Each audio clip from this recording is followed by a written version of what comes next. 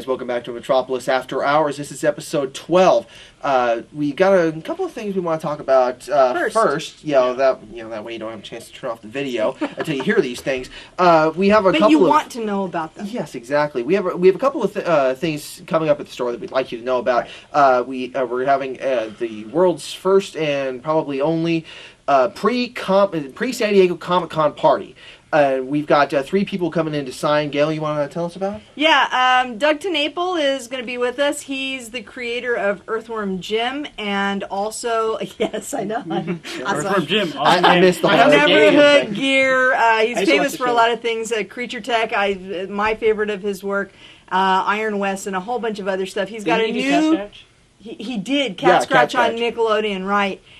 He's also got a new graphic novel coming out. It's called Ghostbusters, and it's already been optioned by Disney. It'll be starring Hugh Jackman. That's right. Yeah. So it's gonna actually Creature Tech was optioned for a movie years ago too, and it's kind of like Men in Black meets The X-Files with the a twist. Universal monsters and the Shroud of Turin. We also got Steve Niles. He's the creator of 30 Days of Night. Yeah, not worth Niles! Yes, Niles is awesome. He's got X-Files 30 Days of Night crossover that he's going to be in and also will be signing. And then we've also got Tommy Kovac, who is his current project is the Royal Historian of Oz. And so he's writing that, but he's an awesome artist also. He did Autumn earlier. That was his own book. And he's kind of retired from doing art because he's a very painstaking artist and very Tim Burton-y. So he's very cool, great guest. All of them are very charming, fun guests. So we definitely want to let you know, July 14th, it's a Wednesday. It's from 6 to 8 p.m., and they'll be here signing and sketching for you all that time. And on the same day, we're going to be starting a sale. So our Summer Sizzler sale. The details are still being specified a little bit, but we can tell you what the sale will be on. It will be on our vintage comics. It'll be on our variant covers, except the new ones out on the wall. And it'll also be on our statues and our hardcovers and trade paperbacks. Now that's the softcover versions. Yeah, exactly. Basically our last sale was back issues, so this time we're kind of taking the opposite approach, and our sale will be on everything but back issues. So it's a nice Summer Sizzler sale right in the middle of summer, so you'll want to come on in and get some summer savings. And our subscribers, you may add your discount, so that's a great reason for subscription right there. Okay, so this week, comic books this week.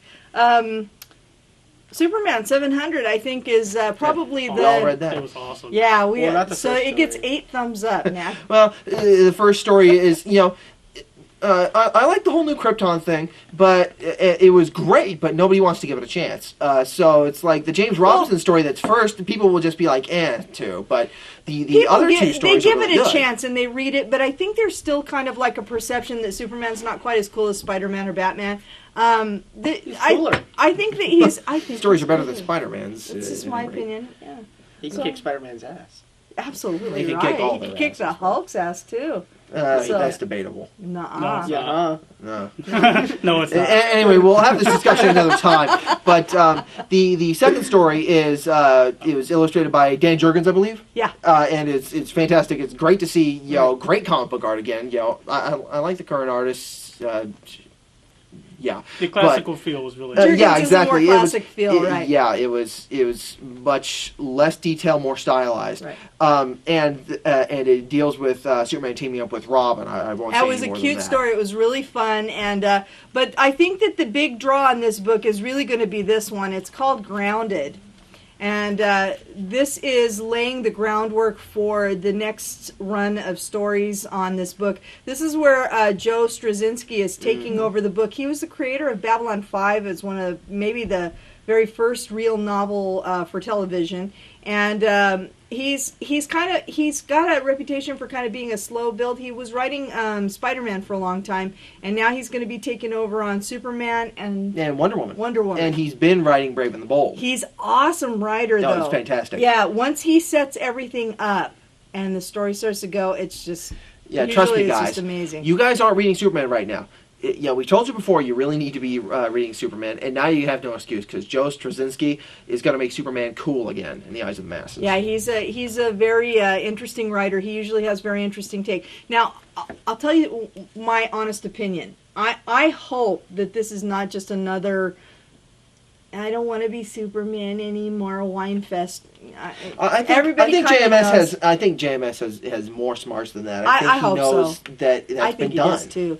Well, yeah, to death, and that's, you guys know that I've been I love Superman. Superman's my hero, and but man, I get sick of that same old nonsense about, I'm not sure I should. Well, because they get stuck in a rut and they think, well, that's all they can do to make him interesting. Right, is depower him. He's not going to be depowered, but he is going to be going through some stuff.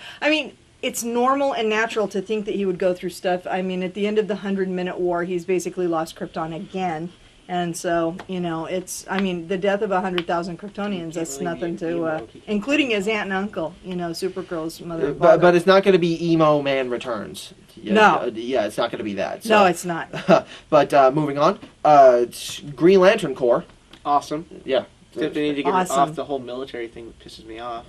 I enjoy that. I like it. I actually do too. How can you have a Sinestro Wars, which is the same idea of the whole military thing? No, and I'm not enjoy talking this? about him being so focused on military. He needs to be a little more imaginative. Who? John Stewart? John Stewart? Well, he's a Marine, I dude. know, That's but who it's he just, is. it gets annoying for me. That's like asking him not to be who he is. That's who he is. My favorite time I liked him was on the Justice League, I think, Unlimited, was when they're all kids and he just makes a robot suit. I thought that was way cooler. I'm gonna make a lawnmower. It was like Hal Jordanism. I have no opinion. I didn't It's read a great It's a story. great story, yeah. It's called Revolt of the Alpha Lanterns, and I'm not sure if anybody knows what an Alpha Lantern is, but it's kind of like at first they used to ask if a Green Lantern wanted to become an Alpha Lantern, and they had the freedom to say no. But they do something to them when they agree to become an Alpha Lantern. This used to be Boudica, who was one of the Lost Lanterns. And she agreed to do it, and you can see that she doesn't look too human anymore, and none of them She was do. never human. Yeah. And so they're kind of like sort of half robot, Half Manhunter, half Green Lantern. and it's kind of scary. And Which works and for now what the they're story's going to. now they're not responding to The Guardians. to the Guardians They're doing anymore. things They're without the doing Guardians stuff knowing. without them knowing, and nobody knows what they're doing, but it's not good. Whatever it is. The title literally tells you what the story is about. Well, The yeah. Revolt of the But Alpha it's Lanterns. really good story though. It's awesome. Anyway, moving on. Oh. Birds of Prey. Gail Simone is the writer of this. Everybody knows I'm a great fan of hers. This is a great book. Great dialogue, great inner dialogue, really fun, and lots of kick-ass girls. That's awesome. Love that. I'm sorry, Are you I'm guys looking at reading the this? ad. I know. I'm not. Batman Arkham Asylum on the back, and Flynn's like, ooh, shiny. Well, because I didn't read Birds of Prey, so it's like, what else am I going to respond to? Same thing here. Yeah, it's not that I good. have anything You against guys Birds of Prey. I'm just you not guys should on it. read it. It's good. Read it. Anyway, Bob Layton created Huntress, or helped create. Yes. Yeah, back when she was He an Earth told, 2 character. he told us about that. Anyway, we're getting the signal that we have to wrap it up, so, Okay, Denny O'Neil writing detective. He's like an awesome, legendary comics writer. Return of Bruce Wayne, mixed bag. Ghostbusters, bitchin', super cool. Actually, really fun. I don't agree. It was I the think it's fun. It was the weakest of IDW's books. It was still a lot of fun. It's still but, fun, and it's great all ages title. Yeah, it is. But they've written better. Grim Hunt. Let's see. I'm still iffy about it. The ending is weird, but it might be the beginning of something really cool. It might finally be fixing the problems And then- with Spider-Man. So Exactly. might bring him back to who we love. Right. Anyway, we'll see you guys later on Troubles After Hours. Wait, before we cut off, I'm probably going to get fired for this because I want to embarrass my boss, the assistant manager over here. Stay tuned and watch Star Wars Hunt, edited by David, who you've seen here before. It's really, really great. You can consider it just episode 7. In fact, it's better than the rest of Star Wars. You can quote me on that. It'll be all right. Moon Alice. His acting. I'll see you guys later. I gotta take off. I can override him.